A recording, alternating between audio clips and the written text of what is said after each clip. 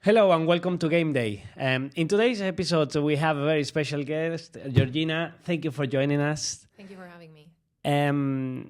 We know each other since a lot of years, and I really admire the work that you do. You have done throughout the years. FC Barcelona, at your time at FC Barcelona, you really changed the way football clubs were communicating with their audience.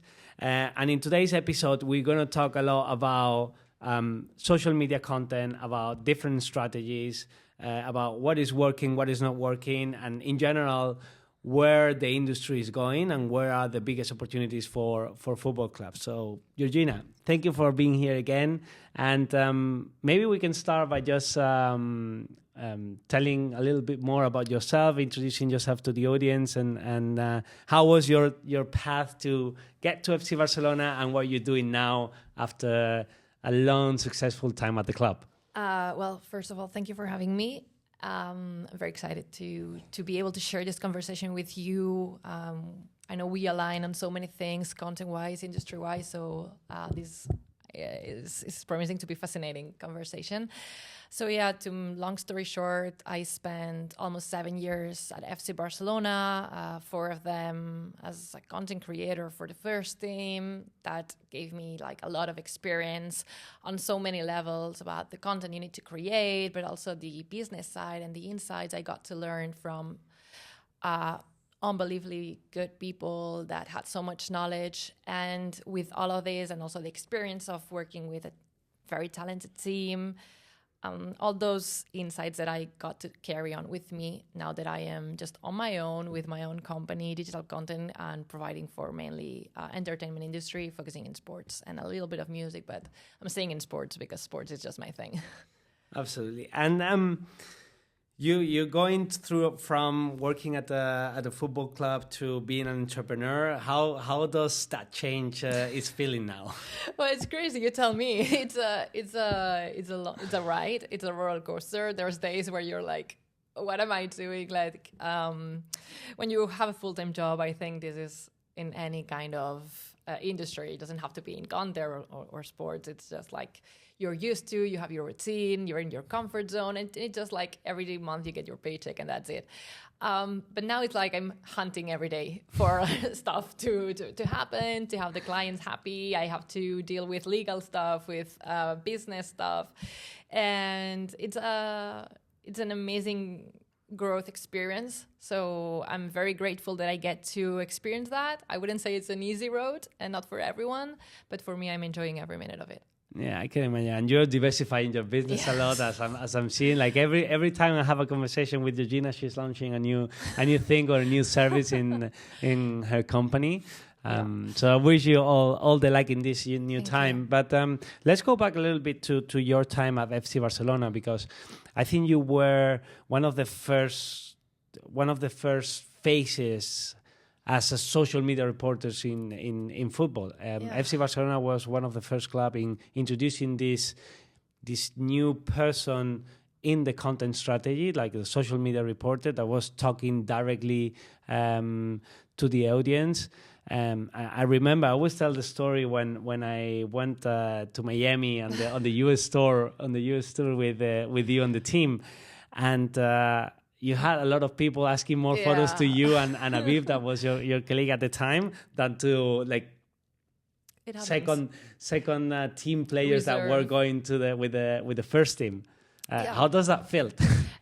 It felt really weird, and it still does. Like when people know your name on the other side of the world, and you're like, "How is this even possible?" But I mean, it's also no surprise because the speaker that is FC Barcelona or just any football club, and the opportunities that social media gives you, how easy, quote unquote, it is to grow and to have your message reach people all around the globe is insane. So it felt weird. It did, and it still does.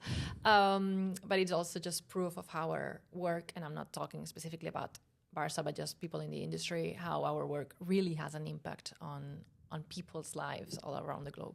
Yeah, and in your experience, I think one of the key of your success is that you were given an inside view. Like you really had really good access while you were at FC Barcelona to create content with the players, take the fans behind the scenes.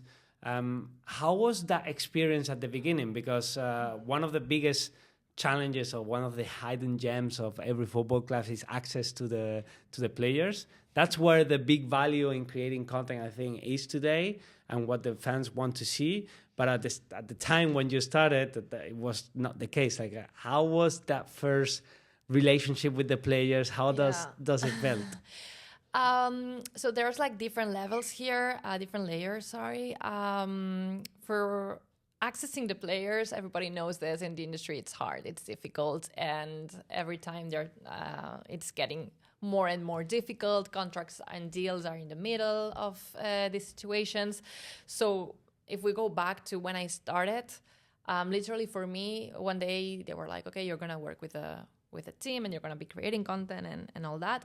But a lot of conversation had happened in order for this to be possible. So I remember one day we went to the training facilities, and I had to be in a filming, but that day I was also with Rodrigo Faez and I was with Aviv Levy, and they were my colleagues, and they were introduced to Ernesto Valverde. So they organized this meeting that I could not attend because I had a filming to do, but they organized this meeting to explain that from now on there would be these content creators like us to be around the team, to start traveling and creating content with them. I think you should talk to the people that actually led the conversations in order for this to happen, because for me, it was just given to me. But also it obviously changed a lot. And throughout the years, the relationship changes a lot. It's not the same at the beginning when everyone is like, oh, there's a phone here and there's a camera. And of course, inside content has always been done. It's nothing new. But the access that a mobile phone gives you and how close it is and how non-invasive it is now, but how invasive it was 5 years ago when you would like follow someone with a phone. Now we're like, it's much more invasive if you're with a camera, but 5 years ago, it was the other way around. So this transformation, the way that I saw it was very organic and very natural. Also, the fact of traveling every weekend for 4 years, midweeks with the team, spending nights away, the whole pandemic where it was just me traveling every game. So when you basically could see no one, I was just seeing the football players. Like I couldn't see maybe my family, but I was seeing them. So it was a bit of this weird situation, and that obviously helped a lot to make it easier, I think, for people now. And I think content in all the clubs now is like seen as something very necessary at all levels in any, not only the clubs, but in general in any company. And I think all the work that was done, not only from me, but from me as a content creator, but also the people behind it, is really what made it possible for this to happen now. And you traveled with the club for 4 years, you said? Yeah, 4 seasons. 4 seasons, every weekend. Yes. Going all around the world. I'm sure you had a lot of funny moments. Yeah, and very sad ones as well. And very sad ones as well. But you had a very successful, like the time you were, it was pretty successful, no? In terms of sports victories. Depending on what you consider successful, I wish I could have been in the Guardiola era and the Luis Enrique era. It was not the case. I joined the team in 2018, like the first team. That is Valverde's season where we are set for the treble, but we get to Anfield. And it's also known as the beginning of the end. So I kind of joined there. So we had these good moments, but also... and all the funny moments and funny stories at any point. But sports-wise, I would say... Yeah, I mean, you won the league. I just have one league and one Copa del Rey. One league and one Copa del Rey. It's not that good. Well, if you compare it to the Guardiola era, of course. No, of course. Or even, like my friend Sarah, I always tell her, like, one season traveling and you score a Liga and a Super Cup.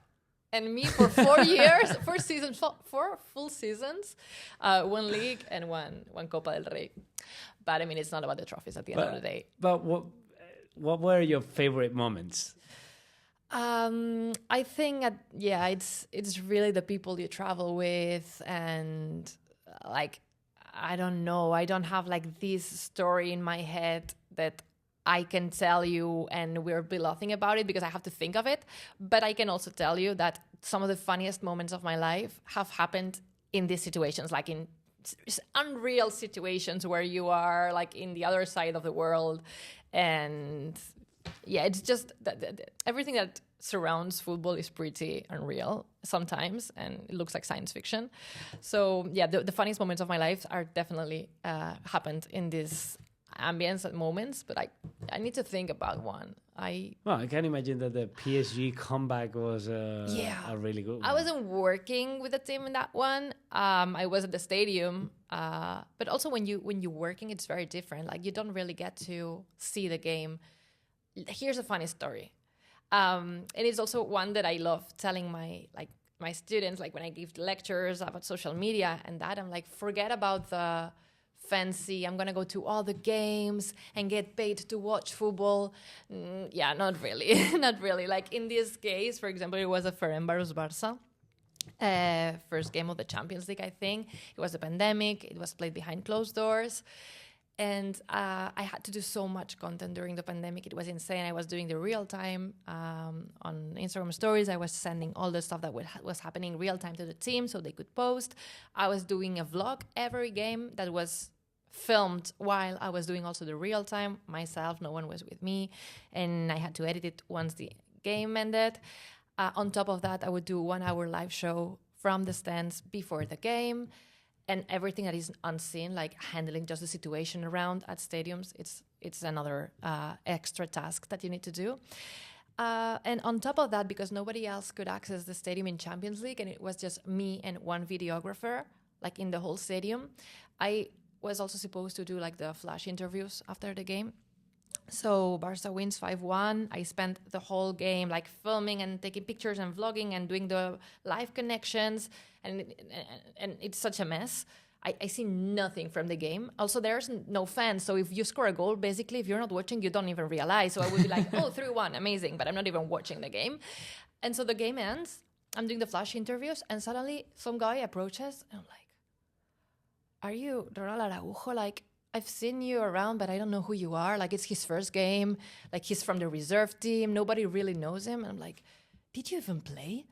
Like, I don't know. And what am I supposed to ask? And all these thoughts are crossing through my mind. Like, what am I going to ask this guy? Fortunately, I done my homework. I knew who he was, even if he had never played with the first team before, or maybe like just one game. He was still with the reserve team. And I was like, so first game, Champions League, who you're thinking of? Who do you want to dedicate the win to? Like these typical questions, awful ones. But I didn't even know that he had played because I was so focused, like delivering all the content, like 30 stories and one vlog and all the B-roll and dealing with the situation and doing live connections for the game, helping the team and doing everything that I could. So yeah, Ronald Araujo played. I'm so sorry. And I didn't even realize that he had entered the pitch. And while you were talking, you made me think, because if you see smaller clubs and you see the big clubs, there's a huge difference in their content strategy, especially in the quantity of content they create. And you mentioned that in that case you were one-person team just executing a live show, creating live content for stories, a video blog. What skills you think people need to be that one person show that can run and create a content strategy for a football club? Because sometimes football club says, okay, we don't have the resources to create the content, but in that case, how you describe it, you were just one person with what skills you need, and what is the equipment that you're using in those situations? So I wouldn't say it's the optimal situation. Like if you can afford to have 4 people do that, I think that's amazing, and you definitely should have different people do, because you will have less mistakes and everything will be better. But it is true that one person can, if they have the skills or the experience and all of that, and they can pull this big amount of content out. You ask me skills, I would say they look very obvious, but like languages are a must. because if you don't speak number of languages, you will never be able to present a vlog or a live show or stories. So it's a very basic need. You need to be very creative, because putting real-time vlog, live show, and all of this means like thinking, or at least having like a lot of ideas every game. There's games every 3-4 days, and you don't want to do the same thing every day, or at least I didn't want to. The amount of content that has gone unposted is insane. Really good ideas that went to waste just because we lost and the content wasn't posted, for example. So I really wanted to have something new in every game day. So creativity is definitely a must. And finally, the most important skill, more than tech, because tech, I think everyone can learn to film and to, like, it's better if you have it in you, as in everything in life, but you can train yourself to do that. Time management and experience, like, I think it's the most crucial one, like knowing exactly what's going to happen at every time, mastering the time that you need to do for everything. For example, something very basic, don't film with your Instagram app. Film with your camera, you film everything, then you cut your clip. Because if you are editing, you're missing out on something that is possibly happening around you. If you're using your Instagram camera, you have to download and then re-upload. And also, well, Instagram is going to have the metadata that you filmed this with Instagram, and maybe you cannot cross-post it to other platforms. So film with your camera. These things, if you master them and you are able to manage, work across multiple projects at a single time, I think it's the most valuable skills. The rest you can learn, but being very organized inside of your brain, or being able to handle a lot of different situations at once is like the most important. And what would be the minimum viable team that any football club should have? Because this is something that you see, like sometimes teams are not investing that much into the content team because they don't see the return on investment. You know, that's just not the case anymore, but you still have those conversations where, you know, you need to invest in creating more content, but they see like the top management sees it as a cost, not as a revenue generator. What is, in your opinion, like the minimum viable team to say, if you want a consistent content strategy, you need at least these 3, 4, 5 people with this set of skills? Yeah, at the end of the day, I think it depends more on, like in every group team, like the amount of skills that all of them together have. Like if you can have like 3 people that can do everything, that is the best. And I think you should always aim for people that can do multiple stuff in social media content.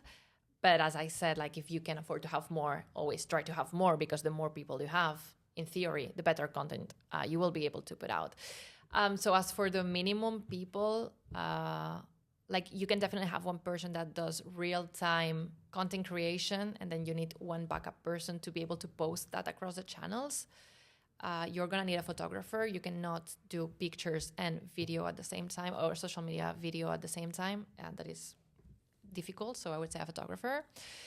I think design is so underlooked by the sports industry in general. But they don't realize, like at FC Barcelona personally, like we never, I think, had like I don't want to say 2024 a design team, like not at all, but like thinking of the future of design. Like we weren't investing on having these thoughts on how should design be. Like I always wanted more design wise, and I think this goes across all the sports clubs. Like design is everything on social media. Video is everything, and next comes design. Design tells more stories than just a single picture, because it allows you to overlay information. So you need people who are able to execute this kind of designs that don't have to be like brilliant at it. It's just like giving data, information, Bleacher Report, for example, being able to post a quote with the pictures. These things work amazing. They blow up every time because they provide value. They have a lot of information inside, and the fans know that they will engage more. So I think design is generally overlooked, and having a strong design team is important for every brand, but also in sports. And content creators, as many as you can. The more you have, the more content you will be able to deliver. but I think with these 4 profiles, you should be able to like start. But of course, like if the more you have, it's the better. Yeah, obviously, if you have more resources. And very important, I forgot, like one very important, crucial piece is like a head of content. Someone that will lead these people, like in the way of, football is a very particular industry, you know this. We have content every day happening around, like there's training sessions and there's games and there's press conferences and there's things happening every day. So basically, if you did nothing creative, you could survive by just posting the day-to-day stuff because there's always something and your squad is 20 to 25 people. So they will obviously do something every day.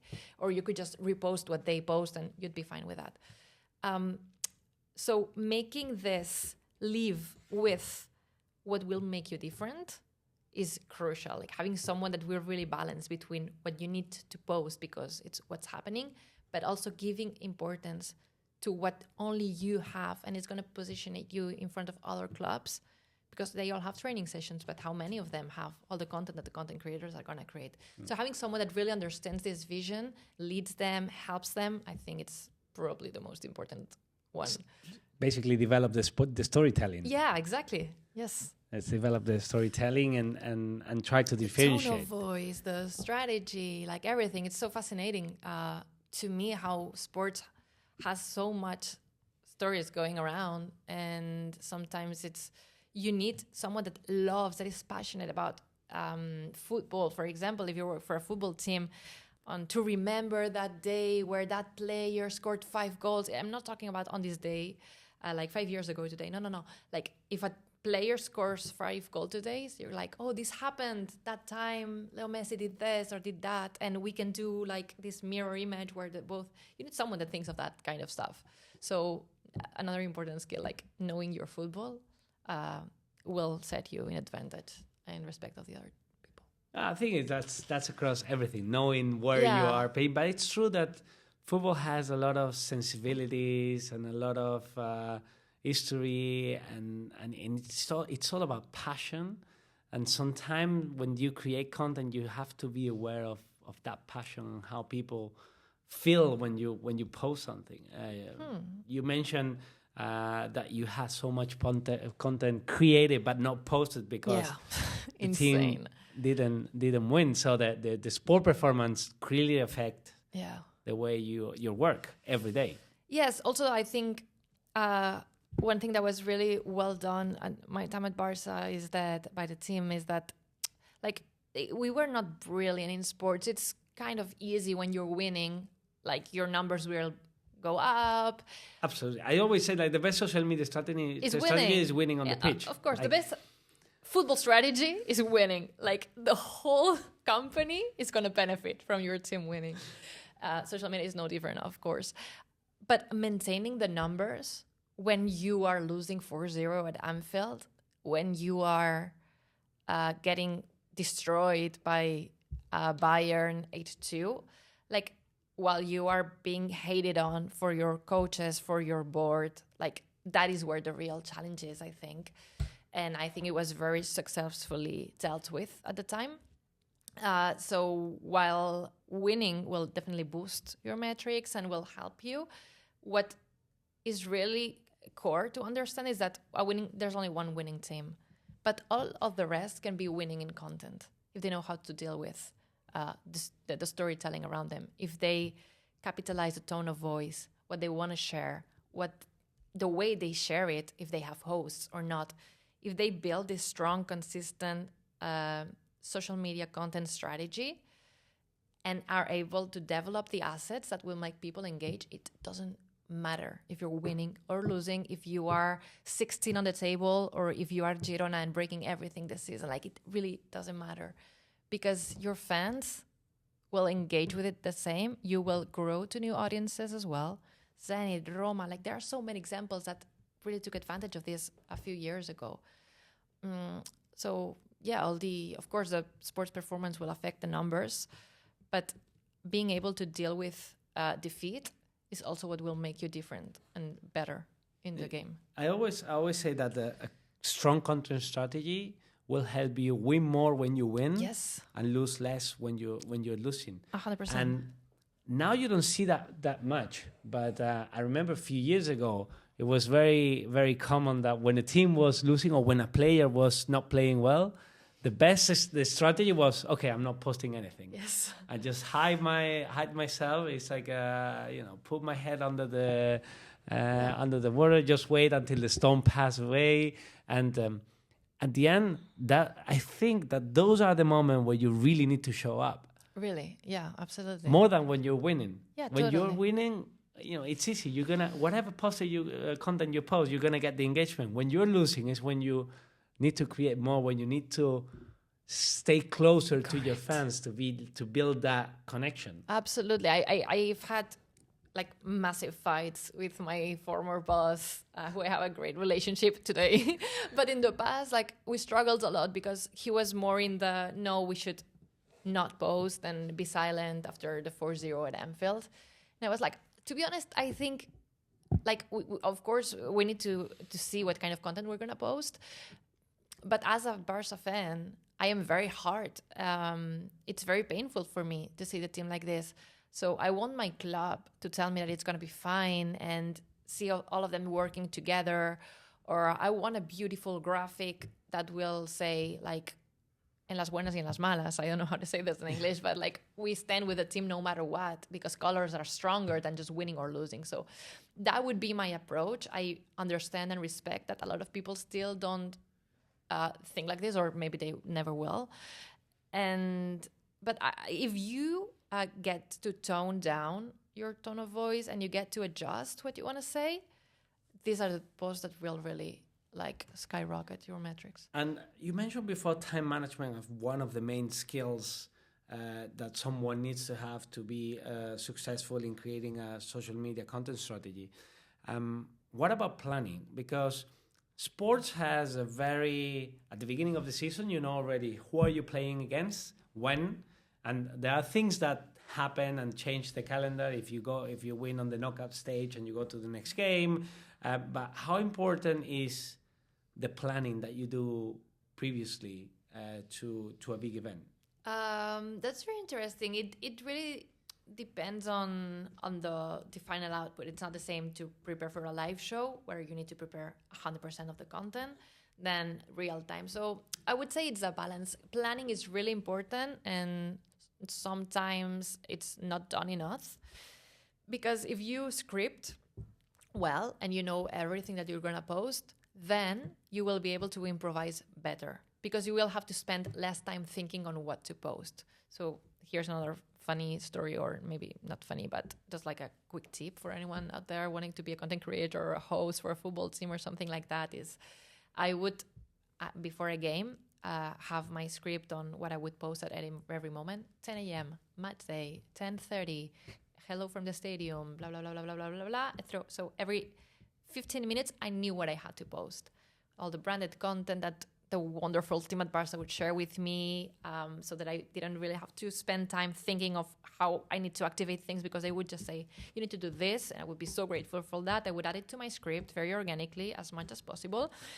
And then I knew at every moment. So if the press officer would come in and be like, can you come to the locker room because something happened and there's going to be a special ball that's been signed by whoever, can you come film this?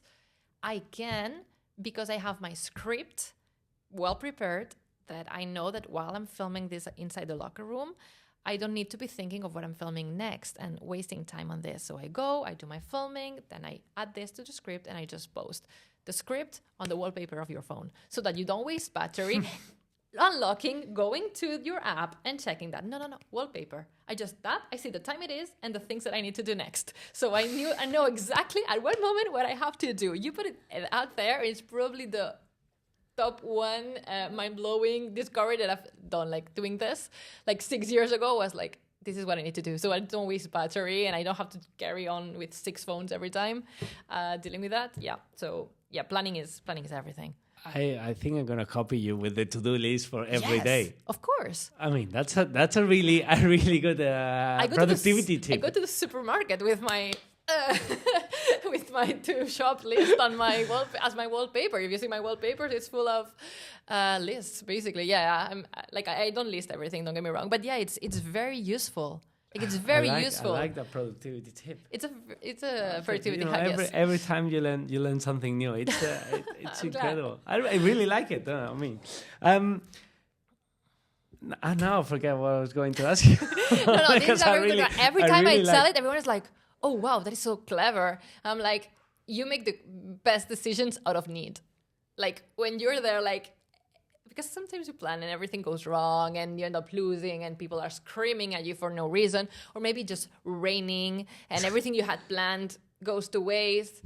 But your wallpaper, or you get the wrong accreditation, you cannot access somewhere, or so many times, like, or you travel, you don't have a hotel, or maybe sometimes it happened to me that I didn't have a plane ticket, I couldn't fly, so they had to like prepare one. And I was like, okay guys, maybe I'm not going. And sometimes I forgot my ID home. Oh, here's a funny one, I forgot my ID once while traveling with the team. But thanks to superpower out there, I was not the only one, because Ousmane Dembele did as well. So I was like, if he flies, I fly. Like if it was just me, I would have stayed on Earth so much. But yeah, so there we were, the two of us, like in that little room, waiting for someone at the airport to allow us to board the plane. And they were like, yeah, we are a mess. We are. And the both of us with our ID in the phone, like we know we are going to forget it. So we already have it prepared in our phone. Like, can we board, please? And they allowed us in the end. Really, really cool story. I can imagine you with Ousmane Dembele waiting at the police station at the at the airport. The funny things and stories that you say. And what about the planning on the messaging and the tone of voice? Because if you go to a game, there are 3 possible outcomes: you win, you lose, or you draw. If you are in a knockout stage, you have basically 2 outcomes. You go through or you don't go through. Do you prepare that in advance as well? I would. I definitely would. Like if it was in my hand and power, I would say to all the clubs, you need to prepare for the 2 outcomes. You need to prepare for defeat as much as we're going to prepare for victory. In the past, I would say that from my experience, victory is worked 95%. And then if you lose, it's not even a 5%. It's just like we're going to do our routine silence, not really talk about it and that. And I remember the first time, like we actually created something specific. We created a design. I had to work my way into having this piece of content because nobody wanted to do it. And I was like, it was the first year we were going to go to the Europa League as Barca. So the year before the Xavi, so Koeman, we went to the Europa League. And I was like, guys, if we don't make it to like I'm 28 years old. I have never seen Barca not play the Champions League, not Conference League. Like I've only seen the good Barca. And I am like the perfect target. Our followers are 18 to 35. So they basically haven't seen Barca lose. And if we go to the Europa League, I will be devastated. So I don't want my club to go silent on this one. So I'm going to prepare a graphic, if you don't mind, with all the players together, like all of them, and saying like, we'll come back stronger, or we're going for everything, or colors, whatever message like this one. And that was, I think, one of the first times that it was done. Like we knew, like we had to win at the Allianz Arena. It was almost impossible. I think we lost 3-0. The moment they scored the first one, I was like, guys, prepare the edit because it's going out 100%. Like we're going to lose this one and it's going to be really hard, but at least we're not going to, in my opinion, let the fans down, and we're going to have something to tell them once the game is over and they are really mad. So we had that piece of content to be like, it's a hard, tough moment for us, but we stand together. Okay, so what I get from all this conversation is basically you need to be very good at the multitasking. Yes. You need to be creative. You need to have your to-do list on the back of on the wallpaper of your phone, yes, to don't forget anything, and be prepared for any random situation that can come up. Yes, as the key elements to be a good content creator for sports. And let's talk a little bit more about the industry, because we talk about the challenges that some teams are having, not investing that much in creating the content. But the truth is that we went from, like, if you look years ago, you only had 1-2 platforms. Now you have incredible amount of platforms. You have Facebook, Instagram, WhatsApp, X, Yeah. TikTok, YouTube. And the problem is that we think each platform, and I always say this, that you cannot see every social media as a standalone product. We think every platform, you have a portfolio of products. So if we take Instagram, that is probably the one that people know better, are more familiar with. You have stories, content you create for stories, content you create for the feed. You have video, you have reels, you have the Explorer and how you position your content into the Explorer. So it's really difficult to create content for every platform. It's super complicated. I was reading a report from IMG Digital, and one of the tips that they were giving and the trends that they saw on digital was that sports team needs to start thinking about which contents they create, which platform they create content for, and also making hard decision of maybe stopping posting in one platform because it's not giving them the return on investment. In your opinion, what are the platforms that the football clubs need to invest more now if they have to prioritize?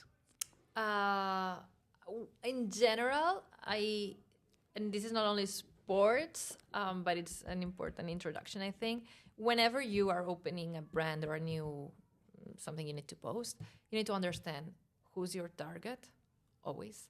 Because it's not the same if your fans are 18 years old or if they are 60. Completely different platforms. Where in the world are they? It's not the same for a team in the Middle East where probably Snapchat is going to be their go-to platform than someone from Spain that doesn't really use the platform. They don't really use the platform. So where are you from, or where is your target located geographically? And finally, your industry or the amount of footage that you're going to have from your team. So if you know if you're a very small team, you know you're not going to have any kind of video and you're only going to have pictures. I don't know, maybe entering TikTok is going to be really challenging, while you could build a very, very strong WhatsApp group where you could be sending voice notes from the players to your fans.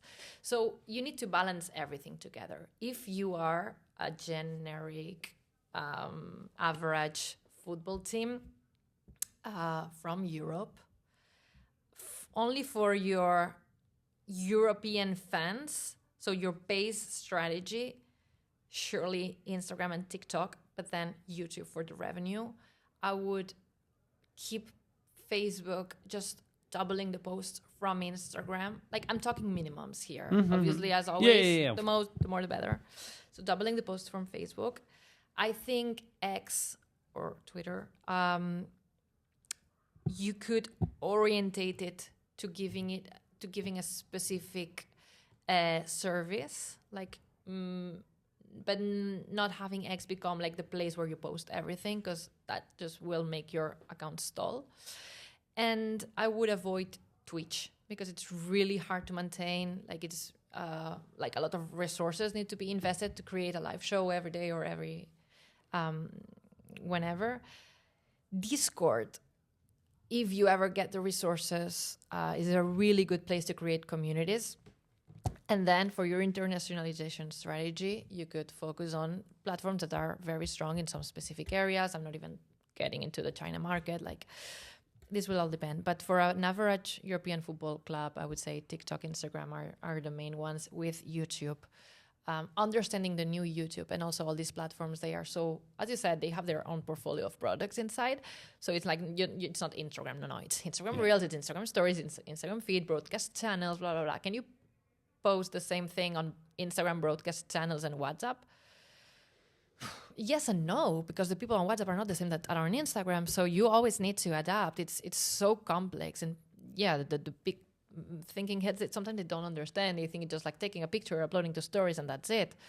But it's so much more complex than this. The same way that we've understood that an advertisement on bus stop is not the same as the one that when you're driving, or the one that you see on your TV, or the one that you get in the mailbox at your house. Like, we need to understand that the portfolio of the platforms varies a lot product to product, and it's challenging also because it's very volatile and it changes every time. Like YouTube, 3 to 6 minute videos, then plus 10 you're gonna monetize more.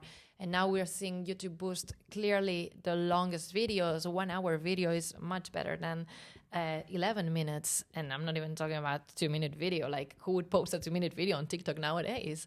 So this is valid for today, January 2024, or February already, I don't know. But will it be still valid in September? I don't know. And you're gonna have Probably to think not. again. Probably So not. this is why it's so complex and challenging. And when you go there to get your budget, but didn't you say that you needed 20K for that TikTok project? Not anymore. Where did that money go? No, because now I'm gonna use it for Telegram. I don't know. And sometimes for the the more executive thinking head, it's difficult to understand. Yeah, I think the one of the key to success is first consistency. Like, be consistent on your content strategy. It's key. And the other one is flexibility. Try things. Like, don't stick to one strategy. Just look around, because the algorithm changes, the platform are changing all the time. I always challenge people to go to Google and check how was Instagram 3 years ago. Like, you don't recognize the app. Yeah. And it feels so natural. And I remember when I started at Twitter, we didn't have video. It was 2013 when I started. Video didn't exist. The first video product we had, or the first video product I worked with, was when I was at Twitter, was Vine, which was 6 second square looping videos. And funny enough, that was the beginning of a lot of content creators, and the first platform that was really investing into short form content. Maybe it was too short, like we can argue, but if you look now at how content has evolved, we went from more longer form content to short form, and now you're seeing also longer form being more important with time, and the content you monetize better. So you need to always find this balance between the audiences that are more casual and want to consume snackable content, and the audiences and the communities that really want to engage with you and really want to spend time and work on the storytelling for those audiences as well. Totally. In fact, when I was saying like what you should consider, like your target, the geography of where your followers are based and all that, and the resources you have, like there's also, it's very important, like what do you want to get out of social media? Like, I don't think social media nowadays should be seen as a place of cost, but a place of revenue. Like, I don't understand creating content if it's just for the content. Like, the ultimate goal should be to monetize this. So why would you like open a platform or another? Like, if you want to get revenue, Meta is probably not the place to do that. They don't have a history of being able to monetize the way that other platforms do. Another thing is if you get a deal, obviously, like you get a deal to create that is awesome. But in general, for creators, like you're talking direct monetization. Direct monetization, like a new platform that pays you. We are opening this platform. If you join in, you're gonna get a deal that is different. But in general, like direct monetization from the platform. If you want the revenue, I would say you can only get one platform. Go to YouTube. Yeah. Like if you have go there, like it's proven method, like you're gonna get it. Instead, the short form is much more difficult to monetize. Instead, you want to create awareness, you want to go on TikTok, or Instagram Reels, but I think TikTok makes you grow faster, and also is a growing platform with more users every day, so that also organically leads to more following. So the output of what you want to get if you're a brand just starting. Obviously, you want to be on Instagram as well. But knowing the real output or where you want to get from your social media channels strategy will also make you decide what platform you should be on. Yeah, and you mentioned advertising and you mentioned monetization, and the biggest opportunity I think for sports in the moment is not so much on the direct monetization. I think it can be an opportunity, but the big opportunity is the sponsorship activation and the indirect revenue streams that you can create. Now in your new venture, you're working with brands to help them activate on social media to create engaging content, not like the classic boring content that you get sometimes from more traditional brands. Can you explain us a little bit, what are you doing right now? Which brands are you working with? And a little bit, what are brands looking when they come to you for their content strategy? Yes, it depends on the client a lot, but I offer like two different types of service: content creation and content strategy. Some brands, they have a very well thought strategy, but they don't have the power to execute it, so they're gonna need like the content creation. Some others have a bunch of content creators in-house, like juniors, interns that can create the content. They are natives, they can do it, but they don't have the strategy. They don't know how to really achieve the consistency, and so they need the strategy. And then there's brands that just need both. That are obviously the most interesting ones, because executing a strategy that... One good thing of being a company or freelancing is that you can choose your clients. If I don't align with a strategy, it will be very difficult for me to execute. There is no money to be paid for executing a strategy that you don't believe in, because I want results at the end of the day. And if I don't believe in a strategy, like, it's not something that I can do. And on the other hand, like doing a big strategy when the client, might not be able to execute it is also a challenge. So when they need both, that is the best thing. I work with brands in football. I am working with football clubs. I'm working with competitions. I'm working in music with big events. Well, these festivals in Spain, tours from big artists. And you get to learn a lot from all of them, understand how they work. I mostly only had the experience from FC Barcelona. Like, I'd done different freelancing things while I was at Barca as well. But from a big company, like, that was the only experience. And understanding the needs of each is fascinating to me, trying to adjust as well. And what they need the most usually is understanding that content is not just like taking a picture and uploading it and getting followers. Like, no. I know you've seen Emily in Paris. I know like, when they post, they automatically grow followers. That is so not true. Like, I always say, like, when you've seen that TV show where the girl just posts a picture and randomly she has 2,000 followers, that is just not going to happen. And not because you are posting a reel every day, you're going to make it. Like, it's going to help, but you need different ingredients to make your recipe work. And most of the brands, when they approach me, they don't know this is what they need, but I always try to explain, like, you want to get this and you think you're here, but maybe let's just get some steps back and think again, how are we going to get there? Because a lot of the times, the ambition to grow on social media is massive, but the steps into getting there, it's not that evident for a lot of people. There's one thing that now that you were mentioning the ambition to grow, and in my experience also, to every football club that I've been working with, to every brand, every organization, when I ask the question, okay, what's your goal on social media? The first thing that I will always get, the first answer is growing in followers. Yeah, that was the number one, wrong. And it's like, okay, but success in social media cannot be a goal on the platform itself. Your goal is not growing in followers, it's brand awareness. So maybe followers is not the metric. And I haven't seen one content team that has a target on the number of posts they do, the number of interactive campaigns they do.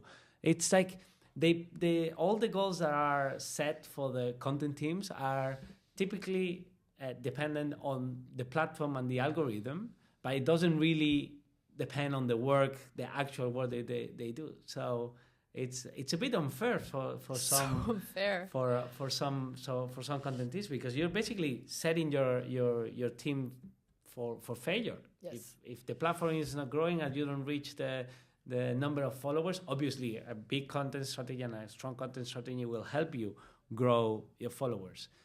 But at the end, you need to, I think, set goals more based on the actual work of the team, and not so much on relying on what the platform can. No. Totally. There's a great example of this. For example, at Barca, we used to do a content series that was called In the City. So I would go to the city where the team was going to play in the Champions League 1 week before. So we were playing Napoli. I would go there 1 week before, spend 2 days in the city, film the stadium, film the city, talk to the people, do a lot of content, and go back to Barcelona. And then the following week, go again with the team. We knew that I'm talking 2019.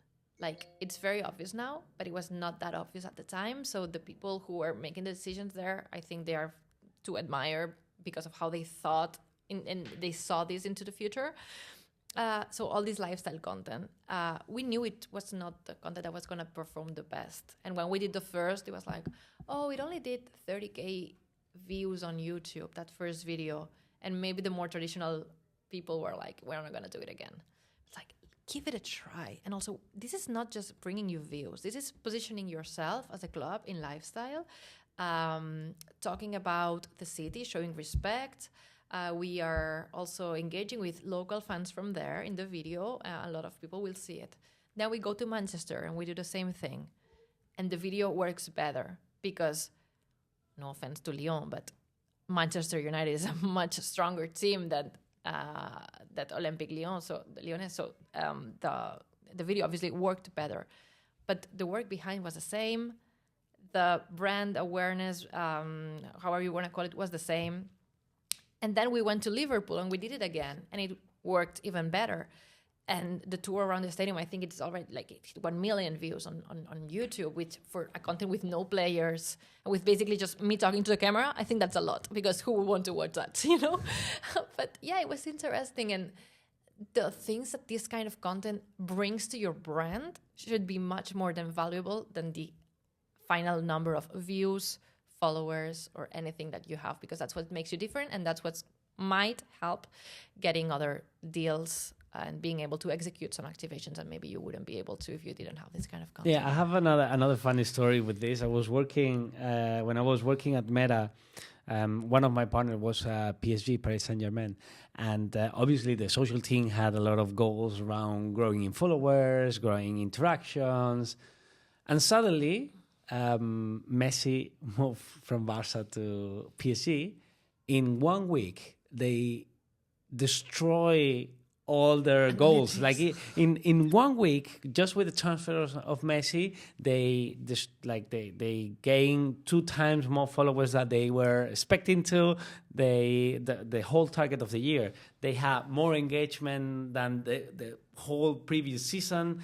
So it was something external, out of the control of the team completely, that made, the team had to rethink all the strategy. Whether if you think about, this is what we're going to do, this is going to be our content strategy, this is what we're going to post, and our goal is to execute on this.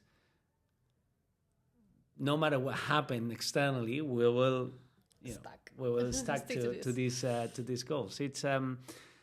It's still this obsession with getting more followers, when in reality your goal should be brand awareness, selling more tickets, selling more shirts, getting direct revenue, activating your sponsorship, or generate more revenue or more assets for the marketing team to sell. In fact, and you know about this much more than I do, but platforms understand this.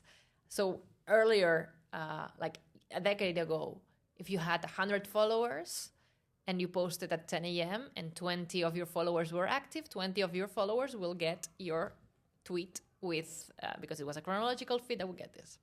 Then we evolve into the non-chronological, still not a For You page, but non-chronological feed, where you would get some kind of who you interact most with. It's not really a For You page, but it's somewhere in between. And then it doesn't really matter if 20 people are active or not. If you're engaging more with them, maybe 40 of your followers will get the post, and you will get this reach of 40 people.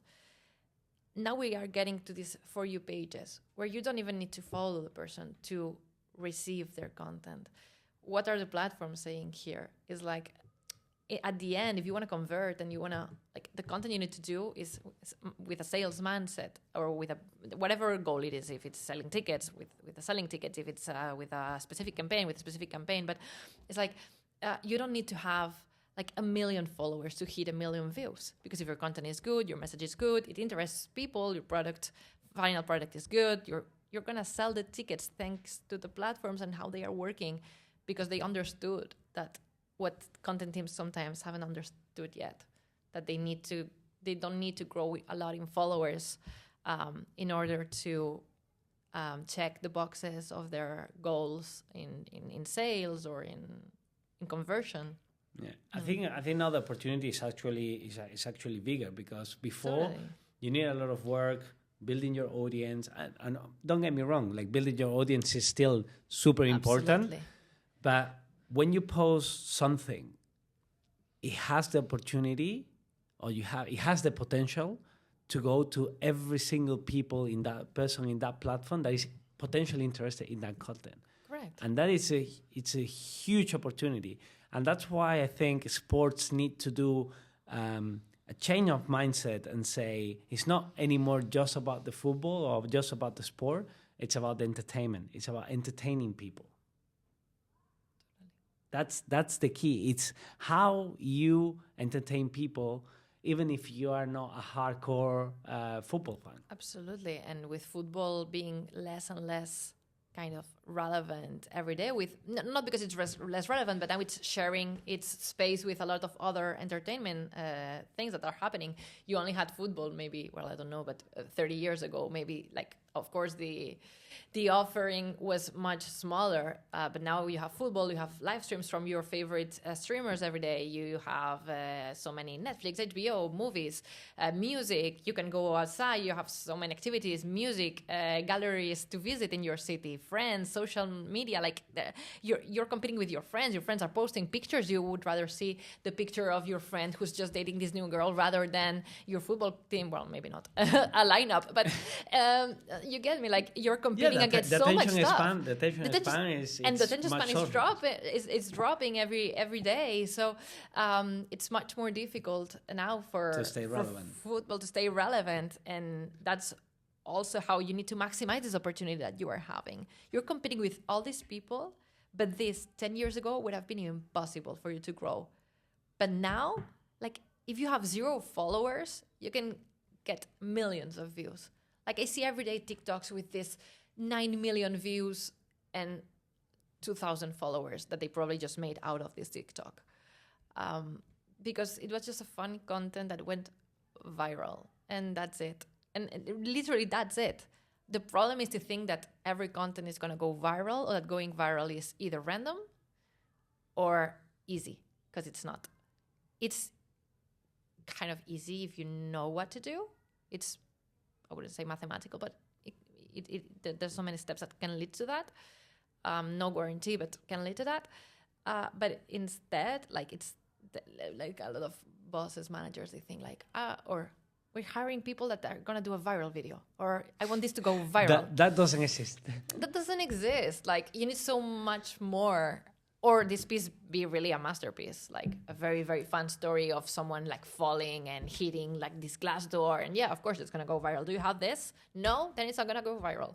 Like, it can go, you can go viral with 100 followers. You do, but you need to know what you're doing. Or just post like literally the best type of content that everyone will laugh about and share on their WhatsApp groups with their friends. Yeah, but it's more the method. It's a method. It's a method. That's a word. You need to stick to the method, yes. And going viral will be kind of an accident or a consequence of following the method. But as you said, like, not every video will go viral, and suddenly one video will generate 30,000 views, but right. Suddenly you don't really know why, but because you're sticking to the method, you will hit that viral video that will reach 1 million views, 2 million views, and totally. and completely explode and skyrocket all your metrics. Yes, yeah. Stick to the method is the new trust the process. Yes. Basically. It's like, you need to do this every day, and if you are posting consistently content that you really believe in, it's original, it adds value, it will take an undetermined amount of time, but at the end, at some point, as a milestone, it's gonna blow up. Like one of them is gonna blow up. Like, and maybe the difference between a video blowing up, becoming viral, and you getting from 1 million views to get 1,000 followers or to get 10,000 will depend on your previous method. Like if you've had all these, people will enter your profile and be like, oh, they post this content a lot, so I'm gonna follow them. Instead, if you only have one video that you got lucky and went viral, okay, you're gonna get the views, but not the following. Hence, not the awareness and not the, well, it's, I could be talking about this so much. You don't build the community and the relationship with your followers, which I think you really nailed that, because with content you can, without consistency, you can go viral, you can get the views, but you will never build a relationship with the audience. And that's the most important thing. It's to build a relationship and have a strong community to monetize, because without a strong community, you're just lucky. You get good numbers, and those are vanity metrics, but you will not be in a position to really monetize. No, correct. That is exactly it. And it's a method. I'm sorry to be using the same word every time, but it's really as it is. And if you understand how, like, the behavior of the user at some point, like, it's so natural and so normal. The way I always try to think how I interact. And the way I interact is probably how people are interacting with my content or my brand clients' content. So I want them, in order to lead to the maximum conversion, I need to gain the trust, I need to get them engaged, I need to do so many steps before that. And you don't do this with just one viral video. You need a strong consistency method before that. Yeah, absolutely. So, Georgina, thank you so much for taking the time. It's been, I think, a very insightful conversation. I really enjoyed it. And you gave me, I take two things from this conversation. Your tip on the wallpaper. Never fails. I will have my to-do list as a wallpaper on my phone every day, and the method, like being consistent to the method, is what will lead you to success and build a strong community on digital. Stick to the method. Stick to the method. So all the luck for your new venture. Same. And hope to have you again in the podcast where you will talk us with the new projects. That'd be amazing. Yeah, and a pleasure every time. Thank you so much. Thank you, Kike.